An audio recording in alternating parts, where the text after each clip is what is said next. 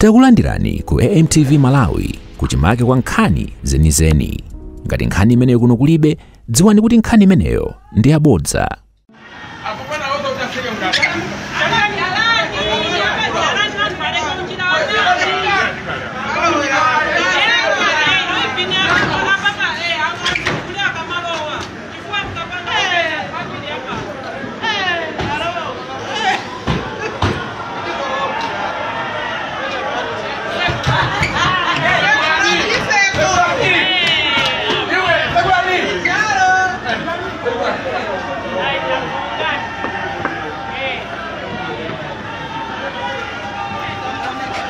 Ujeni muje masala ngapi?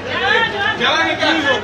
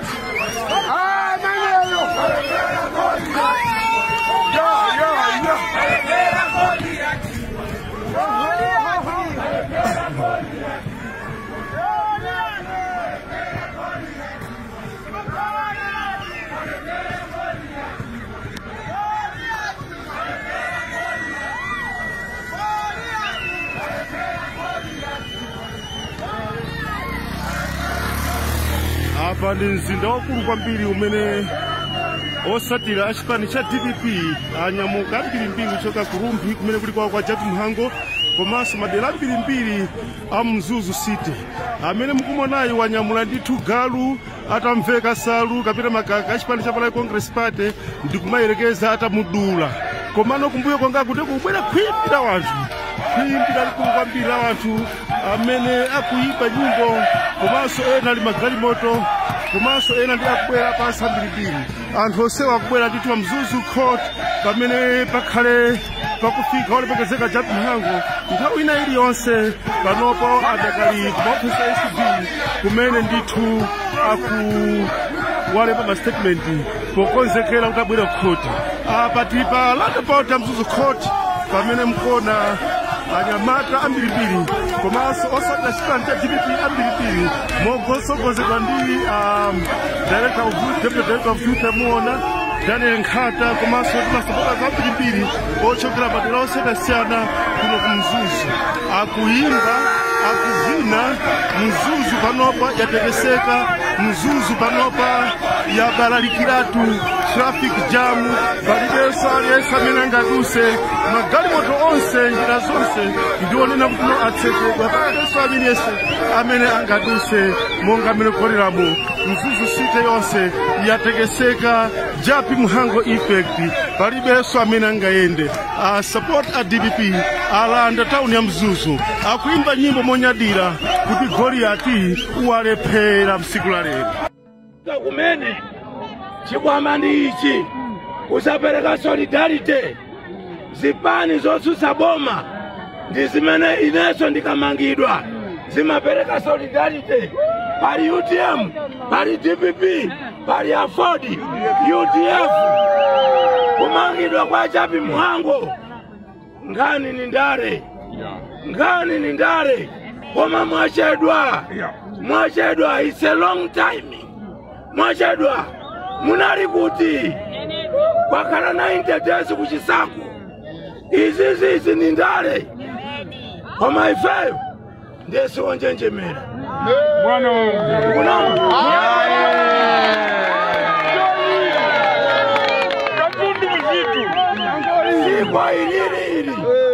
sikwa ili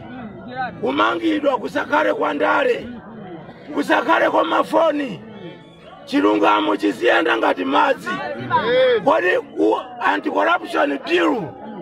kunaponderezedwa maina angati pa milandu ya chilima amafutika chilima maina ena eita ali kuti mutipase ndi chifukwa chake tikuchita manyasi ku UK yuko kwayamba milandu ya sata maina achaoneka boma la MCP mopanda manyazi kubisira maina ena why inetu nilipompa panzuzu high court mabero ndi osayamba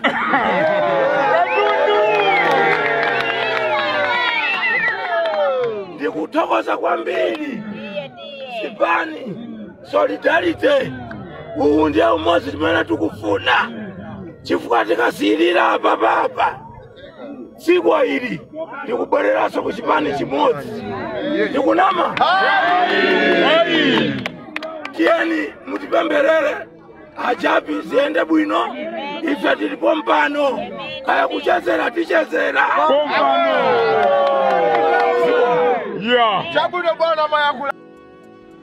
Osaiwala kupanga subscribe ku channel ya AMTV Malawi.